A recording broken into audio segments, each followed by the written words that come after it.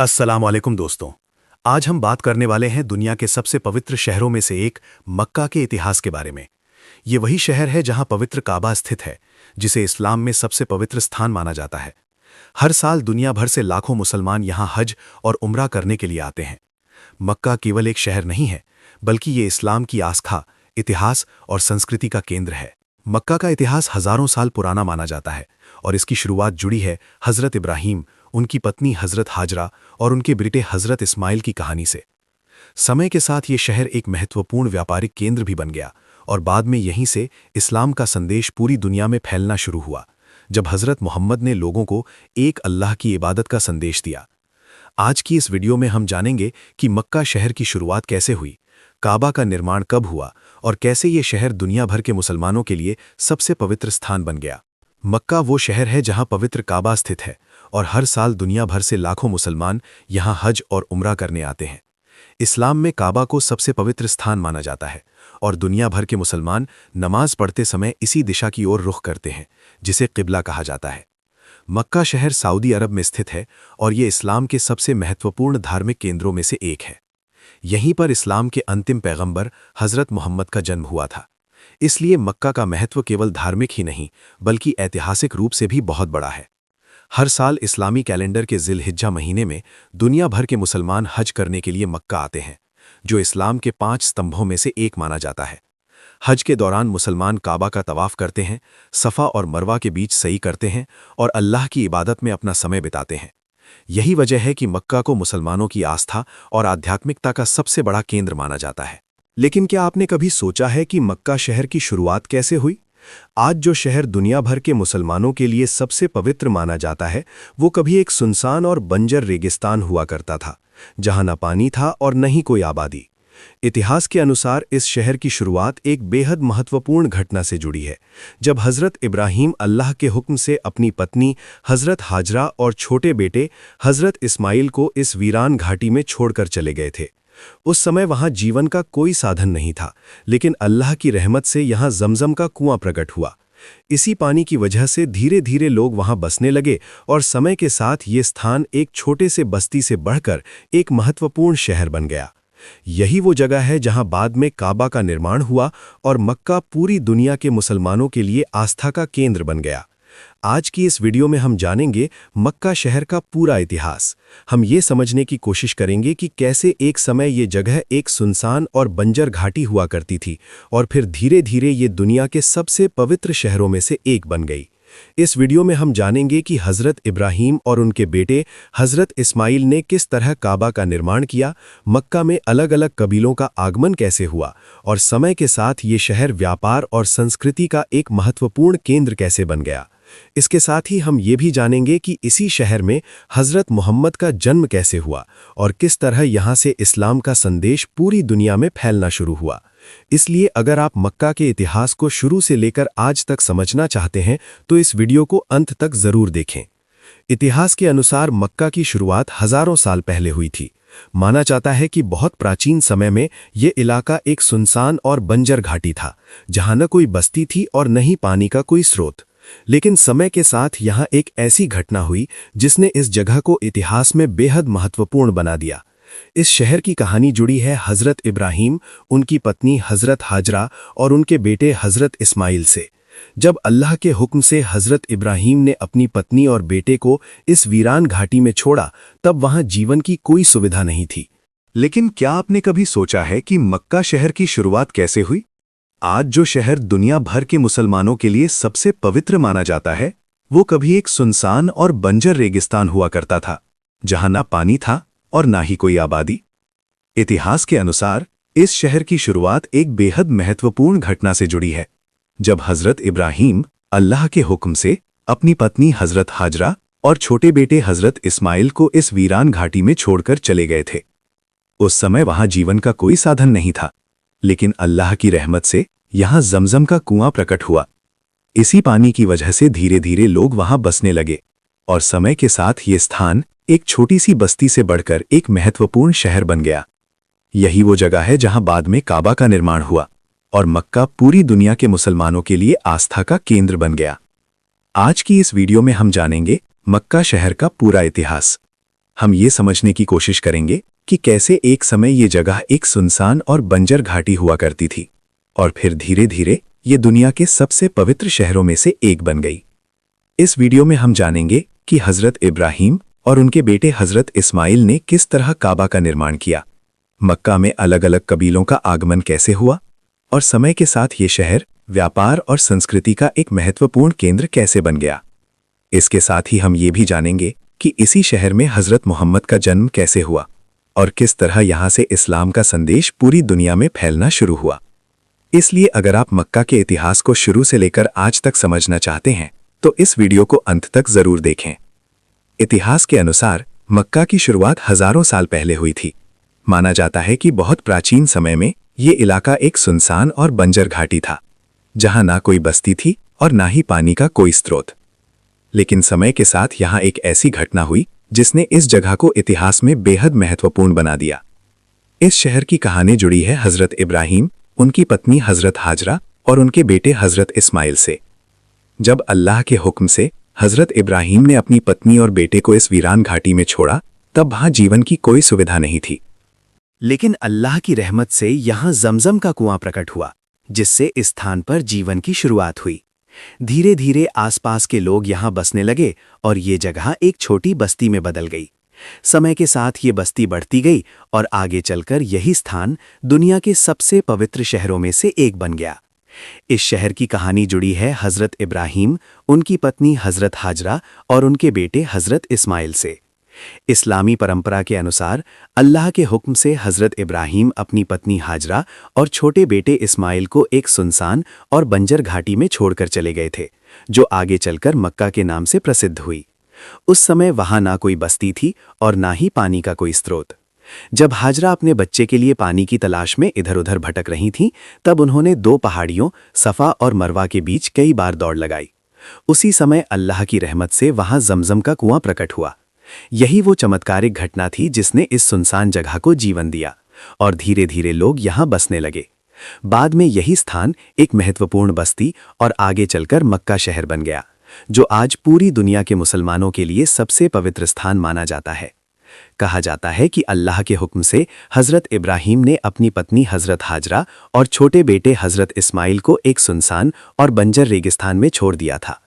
उस समय ये स्थान पूरी तरह वीरान था, जहां ना कोई बस्ती थी और ना ही पानी का कोई साधन। ये वही स्थान था जो आगे चलकर मक्का के नाम से प्रसिद्ध हुआ। जब हजरत इब्राहिम वहां से वापस जाने लगे, तब हजरत हाजरा ने उनसे पूछा कि क्या ये सब अल्लाह के हुक्म से हो रहा है। जब हजरत इब्राहिम ने हाँ कहा तो हाजरा ने अल्लाह पर पूरा भरोसा रखा और वहीं ठहर गईं। ये घटना इस्लामी इतिहास में अल्लाह पर विश्वास और सब्र की एक महान मिसाल मानी जाती है। धीरे धीरे यहाँ छोटे छोटे कबीले आकर बसने लगे और ये स्थान एक छोटी बस्ती में बदल गया। समय के साथ ये बस्ती विकसित होती गई और आगे चलकर एक महत्वपूर्ण शहर बन गई। बाद में हजरत इब्राहिम और उनके बेटे हजरत इस्माइल ने यहाँ पवित्र काबा का निर्माण किया। इसके बाद से मक्का का महत्व और भी बढ़ गया और ये स्थान धीरे धीरे धार्मिक, सांस्कृतिक और व्यापारिक दृष्टि से भी बहुत महत्वपूर्ण बन गया। कुछ समय बाद हजरत इब्राहिम और उनके बेटे हजरत इस्माइल ने मिलकर पवित्र काबा का निर्माण किया।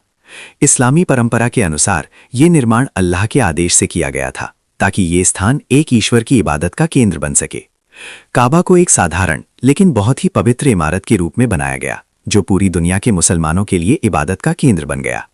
कहा जाता है कि जब काबा का निर्माण हो रहा था, तब हजरत इब्राहिम पत्थर लगाते थे और हजरत इस्माइल उन्हें पत्थर लाकर देते थे।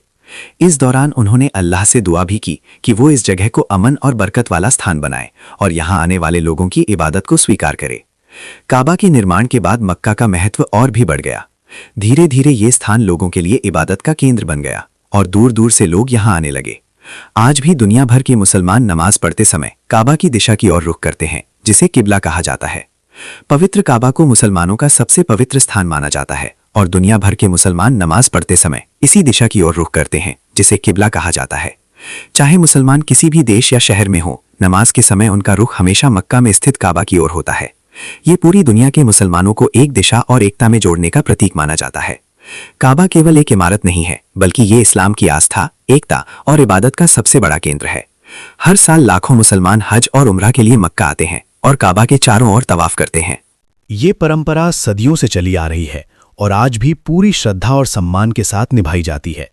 इसी वजह से काबा और मक्का का स्थान इस्लाम में अत्यंत महत्वपूर्ण और पवित्र माना जाता है। समय के साथ मक्का एक महत्वपूर्ण व्यापारिक शहर बन गया। इसकी सबसे बड़ी वजह इसकी भौगोलिक स्थिति थी, क्योंकि मक्का अरब के उन प्रमुख व्यापारिक रास्तों के बीच स्थित था जहां से विभिन्न देशों और क्षेत्रों के व्यापारी आते जाते थे। यहां से गुजरने वाले व्यापारिक काफिले यमन, सीरिया और अन्य अरब क्षेत्रों के बीच व्यापार करते थे। धीरे धीरे मक्का केवल धार्मिक ही नहीं बल्कि आर्थिक दृष्टि से भी एक महत्वपूर्ण केंद्र बन गया। यहां आने वाले व्यापारी अलग अलग वस्तुएं जैसे कपड़े, मसाले, इत्र और अन्य सामान लेकर आते थे और उनका व्यापार करते थे। इसी वजह से मक्का में विभिन्न कबीलों और संस्कृतियों के लोग इकट्ठा होने लगे, जिससे ये शहर सामाजिक और सांस्कृतिक रूप से भी काफी विकसित हो गया। इसी व्यापारिक महत्व के कारण मक्का के लोगों की आर्थिक स्थिति मजबूत होती गई और ये शहर पूरे अरब क्षेत्र में एक प्रसिद्ध और प्रभावशाली स्थान बन गया। उस समय मक्का में सबसे प्रभावशाली कबीला कुरैश कबीला था और शहर के प्रशासन तथा व्यापार पर इसी कबीले का अधिकार था। कुरैश अरब के एक शक्तिशाली और सम्मानित कबीले के रूप में जाने जाते थे। वे काबा की देखभाल और उसकी व्यवस्था के लिए भी जिम्मेदार थे, इसलिए पूरे अरब में उनका विशेष सम्मान था। कुरैश कबीले के लोग व्यापार में भी बहुत आगे थे और उनके व्यापारिक काफिले दूर दूर तक यात्रा करते थे। वे अलग अलग देशों और क्षेत्रों से सामान लाकर मक्का में व्यापार करते थे, जिससे शहर की आर्थिक स्थिति और मजबूत होती गई। इसी वजह से मक्का धीरे धीरे अरब का एक प्रमुख व्यापारिक और सांस्कृतिक केंद्र बन गया। इतिहास में यह भी बताया जाता है कि इसी कुरैश कबीले में बाद में इस्लाम के अंतिम पैगंबर हजरत मोहम्मद का जन्म हुआ, जिन्होंने आगे चलकर पूरे अरब में इस्लाम का संदेश फैलाया। लेकिन उस समय मक्का में रहने वाले अधिकांश लोग एक ईश्वर को नहीं मानते थे। वे अलग अलग देवताओं की पूजा करते थे और अपने अपने कबीलों के अनुसार विभिन्न मूर्तियों को पूजते थे। इसी कारण उस दौर को इस्लामी इतिहास में अज्ञानता और अंधविश्वास का समय भी कहा जाता है। कहा जाता है कि उस समय पवित्र काबा के अंदर और उसके आसपास लगभग 360 मूर्तियां रखी हुई थीं, जिनकी लोग पूजा किया करते थे। अलग अलग कबीले अपने अपने देवताओं की मूर्तियां काबा में रखते थे और उनकी इबादत करते थे। हालांकि काबा की असली स्थापना हजरत इब्राहीम और हजरत इस्माइल ने एक ईश्वर की इबादत के लिए की थी, लेकिन समय के साथ लोग उस असली उद्देश्य से दूर हो गए थे। यही वो समय था जब आगे चलकर हजरत मोहम्मद ने लोगों को फिर से एक अल्लाह की इबादत करने का संदेश दिया और उन्हें सही रास्ते की ओर बुलाया। 570 ईस्वी में मक्का में इस्लाम के अंतिम पैगंबर हजरत मोहम्मद का जन्म हुआ। उनका जन्म अरब के प्रतिष्ठित कुरैश कबीला में हुआ था। उनके पिता का नाम अब्दुल्लाह और माता का नाम आमिना था। बचपन में ही उनके पिता का निधन हो गया था और कुछ वर्षों बाद उनकी माता का भी देहांत हो गया। इसके बाद उनका पालन पोषण उनके दादा अब्दुल मुत्तलिब और बाद में उनके चाचा अबू तालिब ने किया। हजरत मोहम्मद बचपन से ही सच्चे, ईमानदार और नेक स्वभाव के लिए जाने जाते थे। मक्का के लोग उनकी ईमानदारी और अच्छे चरित्र के कारण उन्हें अल अमीन यानी भरोसेमंद व्यक्ति कहकर पुकारते थे। आगे चलकर यही व्यक्ति पूरी दुनिया के लिए रहमत बनकर आए और उन्होंने लोगों को एक ईश्वर की इबादत करने, सच बोलने और इंसानियत के रास्ते पर चलने का संदेश दिया। जब हजरत मोहम्मद 40 साल के हुए तब उन्हें अल्लाह की तरफ से पैगंबरी मिली। इस्लामी परंपरा के अनुसार एक दिन जब वे गारे हिरा में इबादत और चिंतन कर रहे थे, तभी उनके पास फरिश्ता जिब्रील आए और अल्लाह का पहला संदेश पहुंचाया। यही वो क्षण था जब उन्हें पैगंबर बनाया गया और इस्लाम के संदेश को लोगों तक पहुंचाने की जिम्मेदारी दी गई। इसके बाद उन्होंने मक्का के लोगों को एक अल्लाह की इबादत करने, सच्चाई और इंसाफ के रास्ते पर चलने तथा बुराइयों से दूर रहने का संदेश दिया। उन्होंने लोगों को बताया कि सभी इंसान बराबर हैं और उन्हें एक दूसरे के साथ न्याय और दया का व्यवहार करना चाहिए। हालांकि शुरुआत में कई लोगों ने उनके संदेश को स्वीकार नहीं किया, लेकिन धीरे धीरे कुछ लोग इस्लाम को अपनाने लगे और यहीं से इस्लाम के प्रसार की शुरुआत हुई। लेकिन उस समय मक्का के कई लोग उनके संदेश के विरोध में थे। जब हजरत मोहम्मद ने लोगों को एक अल्लाह की इबादत करने और मूर्ति पूजा छोड़ने का संदेश दिया, तो मक्का के कई प्रभावशाली लोग इससे नाराज हो गए। उन्हें डर था कि अगर लोग इस संदेश को स्वीकार कर लेंगे तो उनकी सामाजिक और आर्थिक ताकत कम हो जाएगी। इसी वजह से जो लोग इस्लाम को स्वीकार करते थे, उन्हें कई तरह की परेशानियों और अत्याचारों का सामना करना पड़ता था। मुसलमानों को समाज से अलग किया जाता था, उन्हें शारीरिक और मानसिक रूप से प्रताड़ित किया जाता था और कई बार उनके व्यापार और जीवन को भी नुकसान पहुंचाया जाता था। इसके बावजूद हजरत मोहम्मद और उनके साथियों ने धैर्य और विश्वास के साथ अपने मिशन को जारी रखा। धीरे धीरे इस्लाम का संदेश फैलता गया और आगे चलकर यही आंदोलन इतिहास में एक बड़ा परिवर्तन लेकर आया। कुछ साल बाद 630 ईस्वी में इतिहास की एक महत्वपूर्ण घटना हुई जिसे फतह-ए-मक्का कहा जाता है। इस समय तक इस्लाम का संदेश अरब के कई क्षेत्रों में फैल चुका था और मुसलमानों की संख्या भी बढ़ने लगी थी। जब हालात बदले तब हजरत मोहम्मद अपने लगभग 10,000 साथियों के साथ मक्का की ओर बढ़े। इस घटना की खास बात यह थी कि मक्का की जीत लगभग बिना किसी बड़े युद्ध के हुई। जब मुसलमान मक्का में प्रवेश किए तो शहर के अधिकांश लोगों ने बिना विरोध के आत्मसमर्पण कर दिया। इसके बाद हजरत मोहम्मद ने मक्का के लोगों को आम माफी दे दी और शांति तथा भाईचारे का संदेश दिया।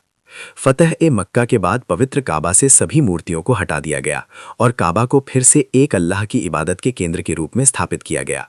यही वो घटना थी जिसने मक्का को इस्लाम का सबसे महत्वपूर्ण और पवित्र शहर बना दिया। जब हजरत मोहम्मद अपने साथियों के साथ मक्का की ओर बढ़े तब स्थिति ऐसी बन गई कि शहर के अधिकांश लोगों ने विरोध करने के बजाय शांति का रास्ता चुन लिया।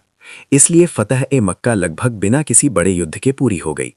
मुसलमानों ने शांति से मक्का में प्रवेश किया और शहर पर नियंत्रण स्थापित कर लिया। इस मौके पर हजरत मोहम्मद ने बहुत बड़ा उदाहरण पेश किया। उन्होंने उन लोगों को भी माफ कर दिया जिन्होंने पहले उनका और उनके साथियों का विरोध किया था। इस आम माफी के कारण मक्का के बहुत से लोगों के दिल बदल गए और उन्होंने इस्लाम को स्वीकार कर लिया। इसके बाद पवित्र काबा को मूर्तियों से साफ किया गया और इसे फिर से एक अल्लाह की इबादत के केंद्र के रूप में स्थापित किया गया। यही घटना मक्का के इतिहास में एक बहुत बड़ा और महत्वपूर्ण मोड़ मानी जाती है। इसके बाद पवित्र काबा से सभी मूर्तियां हटा दी गईं और इसे फिर से एक ईश्वर की इबादत के केंद्र के रूप में स्थापित किया गया। जब फतह-ए-मक्का हुआ तब हजरत मोहम्मद ने काबा के अंदर और उसके आसपास रखी हुई सभी मूर्तियों को हटाने का आदेश दिया। इससे काबा को उसके मूल उद्देश्य यानी एक अल्लाह की इबादत के स्थान के रूप में फिर से स्थापित किया गया। इसके बाद मक्का का महत्व और भी बढ़ गया और ये इस्लाम का सबसे पवित्र शहर बन गया। दुनिया भर के मुसलमानों के लिए मक्का आस्था और इबादत का सबसे बड़ा केंद्र बन गया। हर साल लाखों मुसलमान यहाँ हज और उम्रा करने के लिए आते हैं और काबा का तवाफ करके अल्लाह की इबादत करते हैं। आज मक्का केवल एक ऐतिहासिक शहर ही नहीं बल्कि पूरी दुनिया के मुसलमानों की आस्था, एकता और आध्यात्मिकता का सबसे महत्वपूर्ण प्रतीक माना जाता है। तो दोस्तों, ये था मक्का शहर का इतिहास। एक समय ये जगह एक सुनसान और बंजर घाटी थी, लेकिन समय के साथ ये दुनिया के सबसे पवित्र और महत्वपूर्ण शहरों में से एक बन गई।